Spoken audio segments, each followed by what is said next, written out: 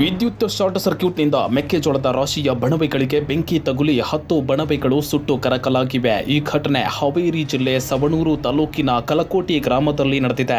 4 ಮೆಕ್ಕೆಜೋಳದ ತೆನೆಯ ರಾಶಿ, 6 ಮೇವಿನ ಬಣವೆಗಳು ಸುಟ್ಟು ಕರಕಲಾಗಿವೆ. ಕಲಕೋಟಿ ಗ್ರಾಮದ ದ್ಯಾಮಣ್ಣ ತಳವಾರ ಹಾಗೂ ಮೃತ್ಯುಂಜಯ ಹಿರೇಮಠ ಎಂಬಾತರಿಗೆ ಸೇರಿದ ಮೆಕ್ಕೆಜೋಳದ ರಾಶಿಗಳು ಸುಟ್ಟು ಕರಕಲಾಗಿವೆ.